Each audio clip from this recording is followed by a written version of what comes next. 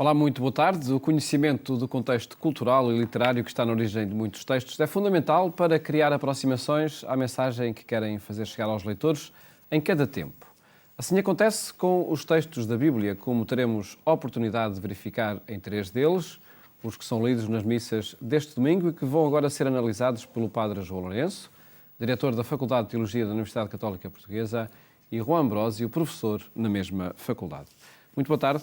Obrigado por estarem neste programa para análises de facto aos textos da Bíblia. 3 leituras de diferentes tempos, entre elas alguma sintonia, Dr. Juan Ambrósio?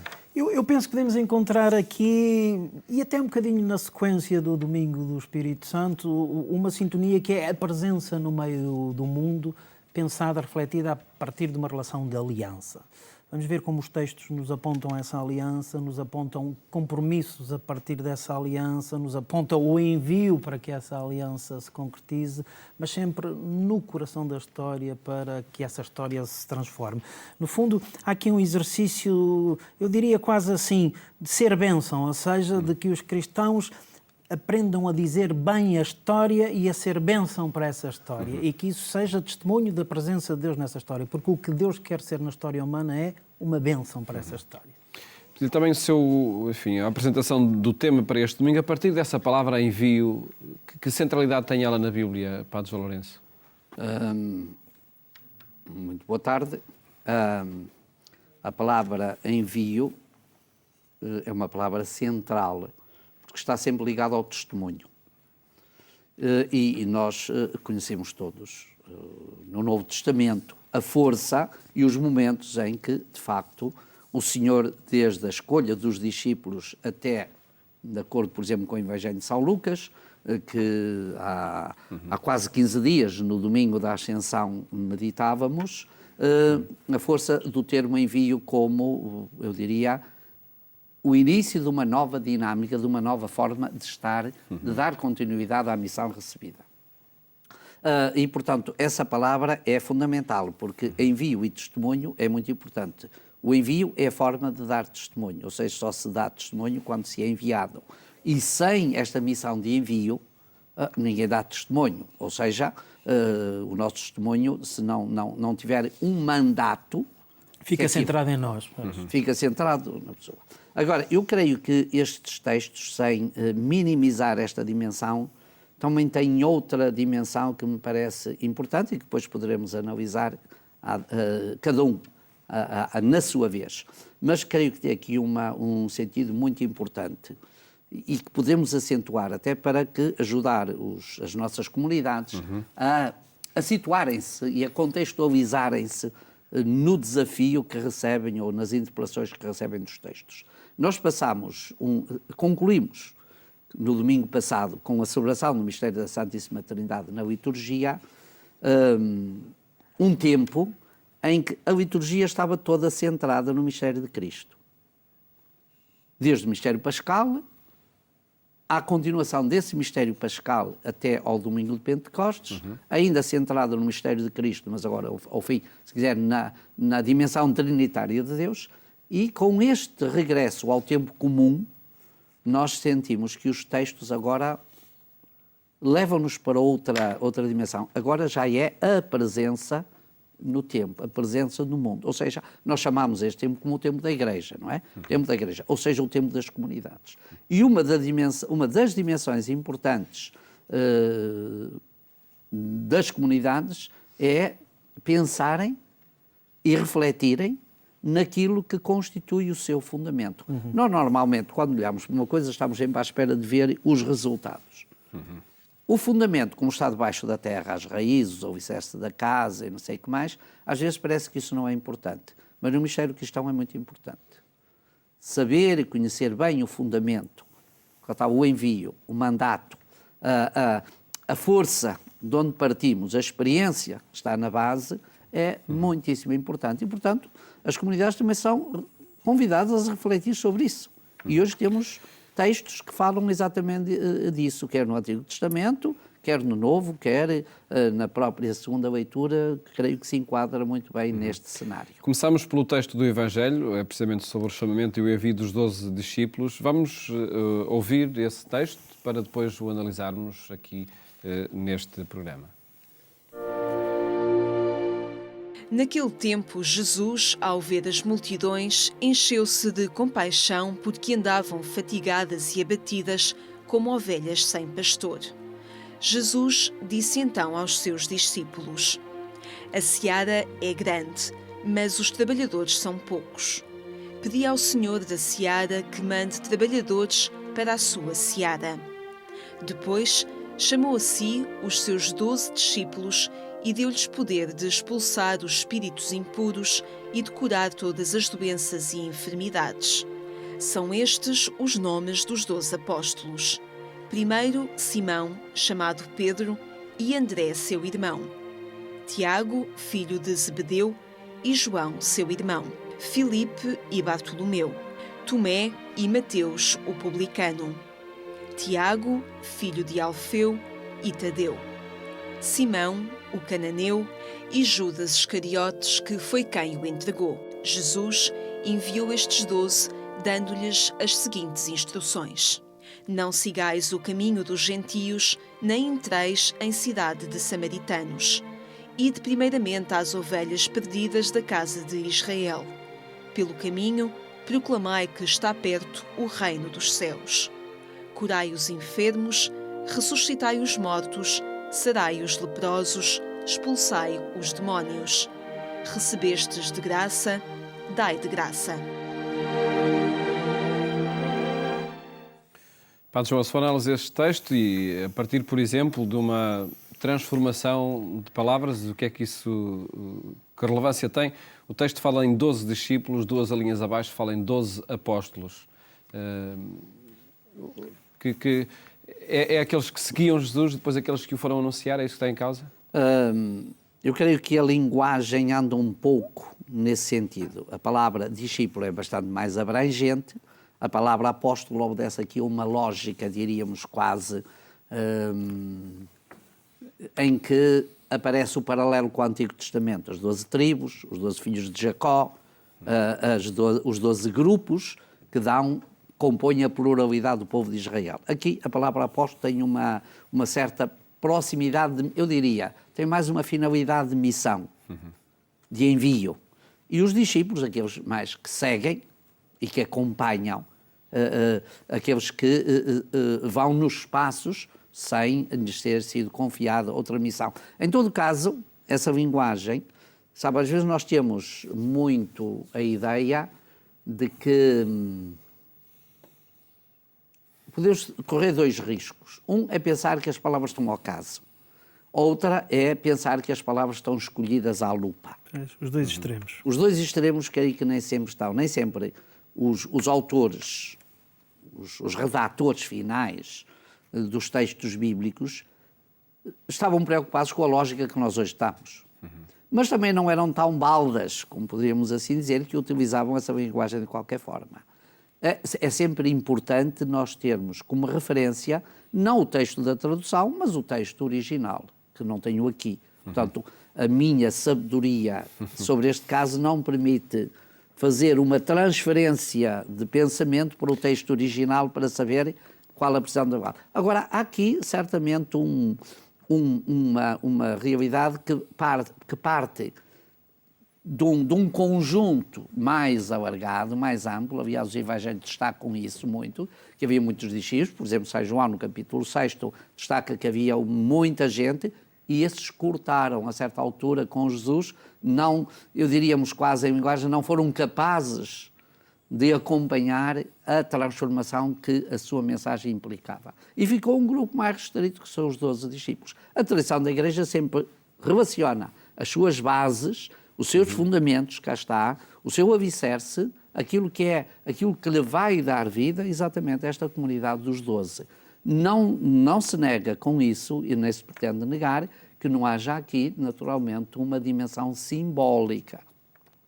Não é? Não há nada aqui, porque, aliás, isso até é bem... Em torno do número 12, não é? Em torno do número 12, está bem explícito no início dos Atos dos Apóstolos. Para que fossem 12, foi preciso escolher um para substituir. E, claro, isto tinha uma força simbólica. Mas esta é uma força simbólica que vem também da experiência vivencial, ou seja, uma plenitude, uma universalidade. E, portanto, este texto também está muito marcado pelas contingências, pela realidade dos próprios destinatários da comunidade de Mateus, que era uma comunidade fundamentalmente constituída por cristãos que vinham da tradição judaica veterotestamentária. Portanto, eles estavam marcados por uma tradição histórica que fazia parte do seu património, da sua herança. E agora esta herança, esse património é enriquecido a partir do mandato de Jesus, da experiência com Jesus. Eu pegava neste mandato e nesta dimensão simbólica e fazia quase que um exercício. O Padre João estava a falar aqui do exercício de ir ao texto original. Eu agora falo do exercício de pegar neste texto e trazê-lo para cá. E aí destacava 3 coisas que me parecem fundamentais. A primeira é que o envio é para a seara, mas a seara não é a igreja. Está dito aqui com clareza que a seara é o mundo, é onde as pessoas estão, é o povo que anda como ovelhas sem pastor, angustiado. E, portanto, aqui uma clara dimensão muito mais abrangente do que o envio não é um envio à vintra para dentro das comunidades, mas, pelo contrário, é um envio para fora, para que as comunidades saiam ao serviço deste mundo. Essa seria a primeira nota, para nós não identificarmos seara com a igreja, mas sermos convidados a ver mais longe, seara com o mundo, com a comunidade humana.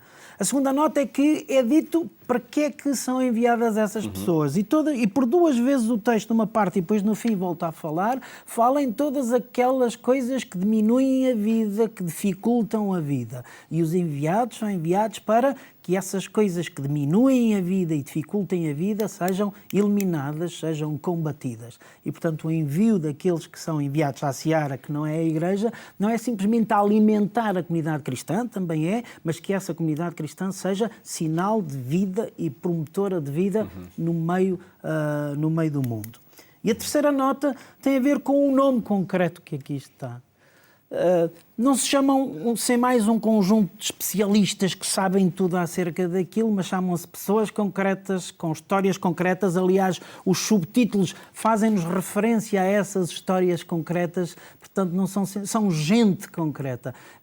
Para dizer que este envio é de gente concreta, que Deus interpela concretamente pessoas, no fundo interpela toda a gente para potenciar esta vida. E penso que nisso este texto nos levanta um enorme desafio às comunidades cristãs. E vamos por aí, por esses desafios, pegando na conclusão do texto, sim, porque o envio não se faz assim de qualquer forma. Exatamente. Não é? Diz onde ir, como ir e o que fazer. E para o quê, exatamente. E para o quê? De facto, diz algumas coisas dessas.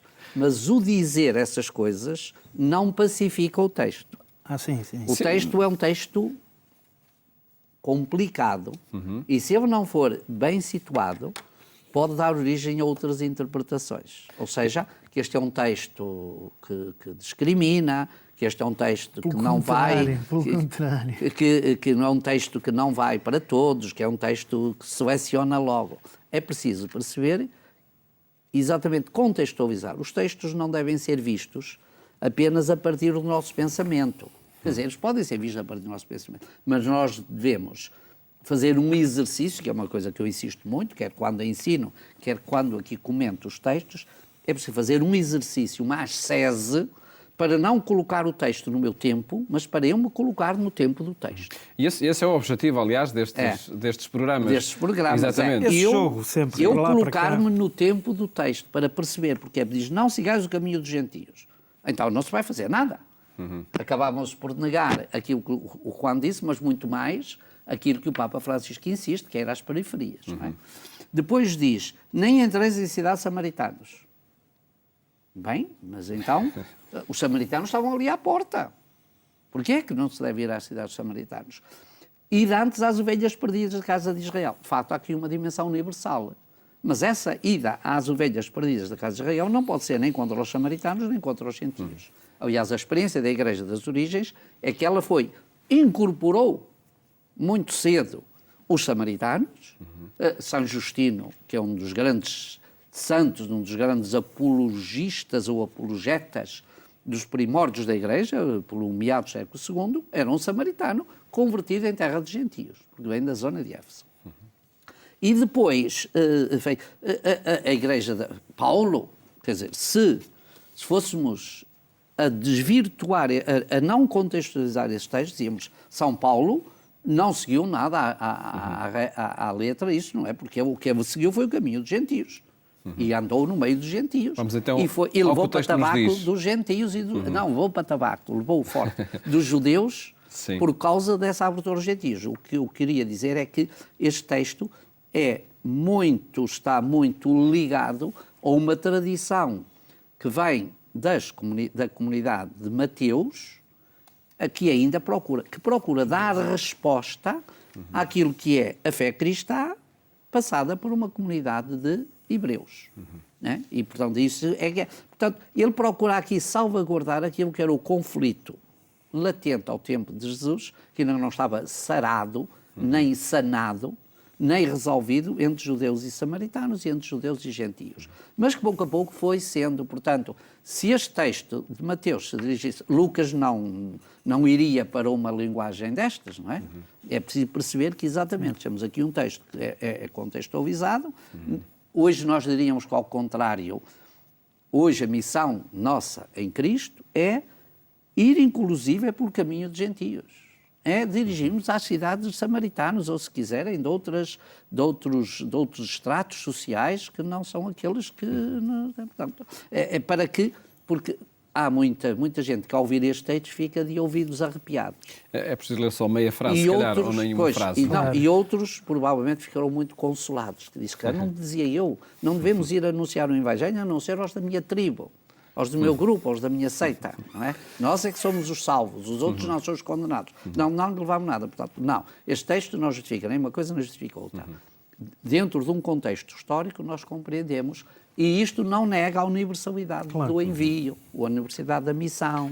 Que foi que começou por afirmar também o Dr. Roy. Pois, um comentário breve àquilo a que são mandatados. Curar os enfermos, ressuscitar os mortos. Aquilo que eu dizia, ou seja, situações em que a vida está afetada, em que a qualidade de vida está afetada, em que as pessoas não podem viver com plenitude, é isso que eles são enviados. A libertar a vida dessas amarras disso que atrás para baixo, para poder ser vivida em toda a sua plenitude. E já com menos tempo disponível, vamos analisar outros dois textos. Padre João, primeira leitura do livro do Êxodo. Vós sereis para mim um reino de sacerdotes, uma nação santa. É a conclusão do texto. O que quer dizer esta frase? Eu quero dizer esta frase. A famosa frase da aliança. Esta frase quer dizer, vem no contexto da aliança, mas estou convencido, nem sempre a narrativa do texto corresponde ao tempo que o texto procura retratar. Nem sempre tudo o que lá se diz remonta a uma época em que o texto, parece que o texto é situado. Não, muitas vezes remonta à realidade vivida na época em que o texto é redigido. Ou seja, há uma tradição oral, há uma tradição escrita.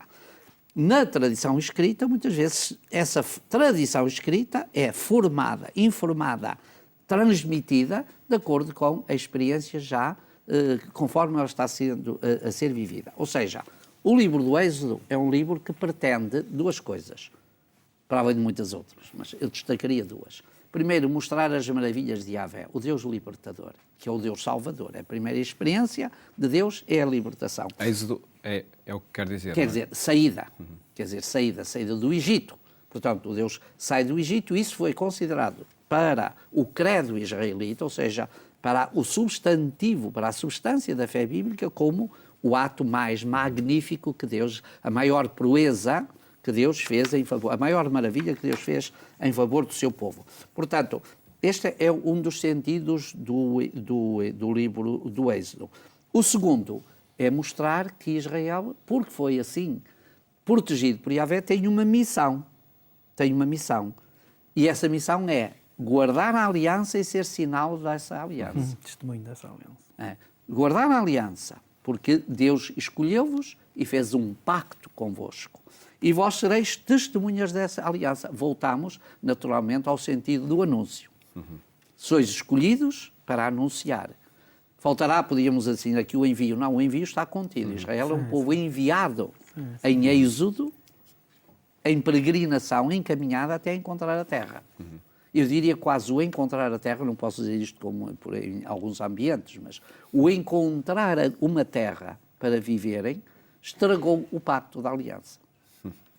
Ou seja, a terra... Havia essa dinâmica de envio que estava porque perdeu-se esse sentido de envio. E isso está presente na Bíblia, as lutas que houve da sedentarização contra o nomadismo.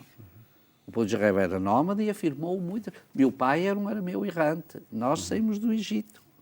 O encontrar a terra nem sempre foi um dom como tal. Muitas vezes foi um bloqueio. Sim. Há aqui uma dimensão interessante que é a dimensão da totalidade do tempo dentro deste contexto da aliança e que está expressa aqui em algumas afirmações. Porque quando se fala na aliança diz-se aqui, lembra-te do que eu fiz no Egito, passado. Agora, se escutares a minha voz, presente, serás para sempre uma nação de consagradas, um terreno privilegiado meu, futuro. Esta totalidade da aliança que nasce no contexto de uma escolha mútua, que nós costumamos dizer, a aliança é Deus que escolhe um povo, mas tem uma segunda parte, é um povo que escolhe Deus. E é desta escolha mútua que sai este envio de este povo que escolhe Deus e este Deus que escolhe um povo de ser enviado a todas as nações da terra para que se processe aquilo que depois o Evangelho, já vimos, vem sublinhar, não é? Esta potenciação de uma história diferente, de uma vida diferente. Temos meio minuto para falar dessa outra aliança de que fala, creio eu, a Epístola de São Paulo aos Romanos, Padre João. Cristo morreu por nós quando éramos pecadores. Sim, de facto, é o sacrifício da nova aliança. Como na primeira também havia um sacrifício, que não é o texto aqui se refere a isso, mas também havia um sacrifício. Mas eu diria quase, utilizaria uma trilogia para falar destas leituras. De onde vimos? Primeira leitura. Para onde vamos? O anúncio.